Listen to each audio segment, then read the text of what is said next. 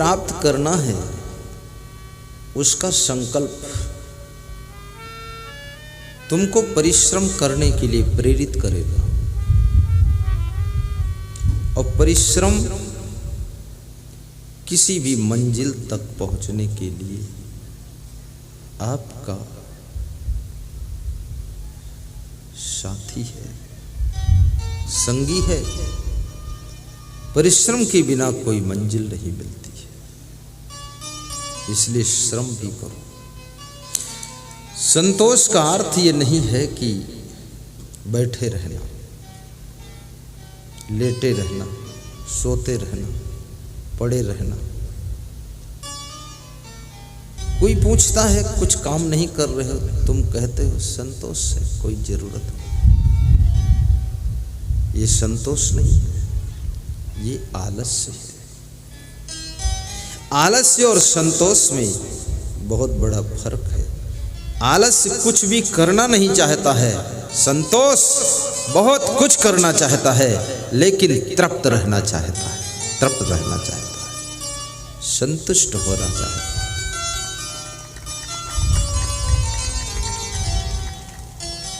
जो तुम्हें पत्नी मिली है उसमें संतुष्ट रहिए।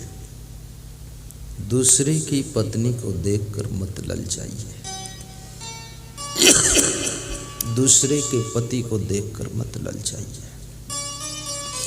लालच केवल सामान का नहीं होता है, हर चीज में लालच आता है। खाने पीने की चीज में भी लालच आता है।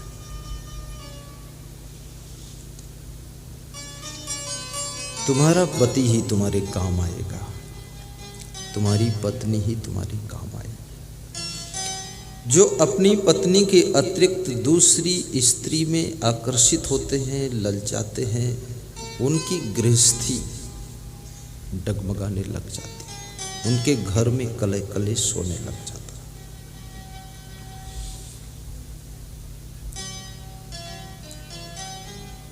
मंगलवार को व्रत रहो, हनुमान जी का स्मरण करो। गुरुवार को व्रत रहो, गुरु का स्मरण करो। इससे ज्यादा व्रत भी मत रहो। फिर प्रेम का व्रत ले लो कि सबसे प्रेम करो। अनुशासन का व्रत ले लो कि अनुशासन में रहूंगा। दूसरा तुमको अनुशासन में रखे कड़ाई के साथ, तब तो तुम जानवर हो। और स्वयं अनुशासन में रहो तो तुम देवता हो। और सबको अनुशासन में रखने की सामर्थ्य आ जाए और खुद को भी अनुशासन में रखने की कला आ जाए तो तुम इंसान के रूप में छिपे हुए भगवान हो, छिपे हुए भगवान।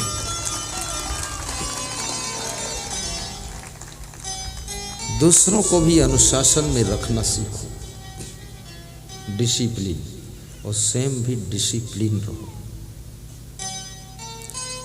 अभी मैंने देखा कि कवित्री लेखिका श्रीमती विजयलक्ष्मी जी, श्रीमती है ना, बहुत डिसिप्लिन महिला है। मैंने कहा थोड़ा सुना तो एक लाइन, तो बस थोड़ा सुनाया। ऐसा नहीं कि माइक मिल गया तो बस महाराज की ऐसी तैसी मैं ही सब सुना दूं। कितने लोगों को माइक दे दो 2 मिनट के लिए, आधा घंटा छोड़ते ही नहीं। अब छोड़ाना भी मुश्किल, बीच में बोलो कैसे? पर्ची लिख लिख कर तो पर्ची वर्ची से मानते नहीं। ये डिसिप्लिन, हर चीज में अपने आप को नियंत्रित रखना। वर्षा जब नियंत्रित होती है तो फसलें लहलहाती है। वर्षा अनियंत्रित हो जाती है, या तो फसलें डूब जाएंगी या तो सूख जाएंगी। नियंत्रित, आपका मन भी नियंत्रित होना चाहिए। संयंत्र की तरह मन काम न करे, नियंत्रण में मन काम करे।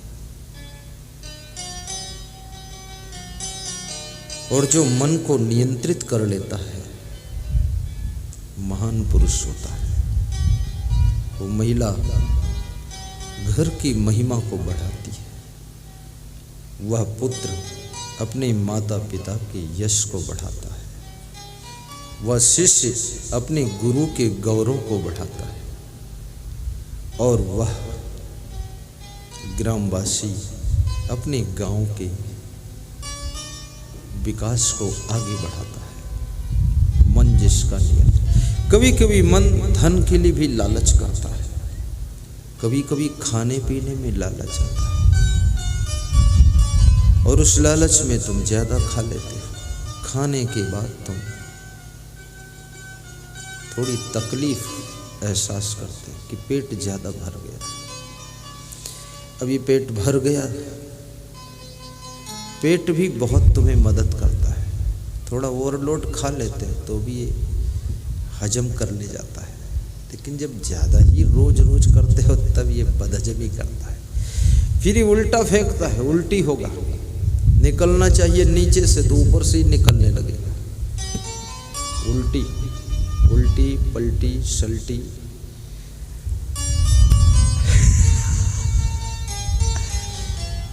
इसलिए ज़्यादा भी मत खाना, प्रेम से खाया करो। जितनी शाकाहारी चीजें हैं सब प्रेम से खाओ, मांसाहारी तो बिल्कुल मत खाओ। मछली, मुर्गा, अंडा, भैंसा, गाय, सुअर, सांप, बिच्छू, बकरा, ये सब कभी मत खाना।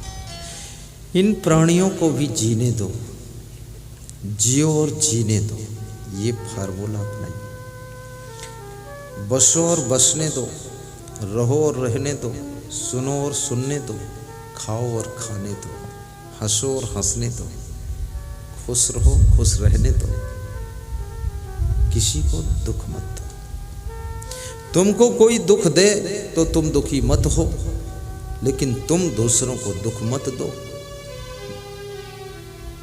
कोई दुखी करने की कोशिश करे आपके लिए तो भी दुखी मत हो, हंसते रहो, उसकी मूर्खता पर हंसो। पूछेगा कभी कभी बहुत खुश रहते हैं, बोले मूर्खों की मूर्खता पर खुश रहता हूं, हा हा हो हा।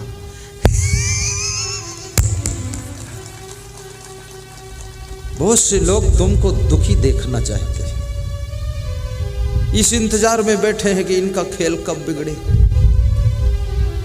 और कितने लोग तो कसम खा लेते हैं कि इनका खेल बिगाड़ कर ही मानूंगा, ये बजरंगी अनाथ आश्रम को पूरा अनाथ करके ही मानूंगा।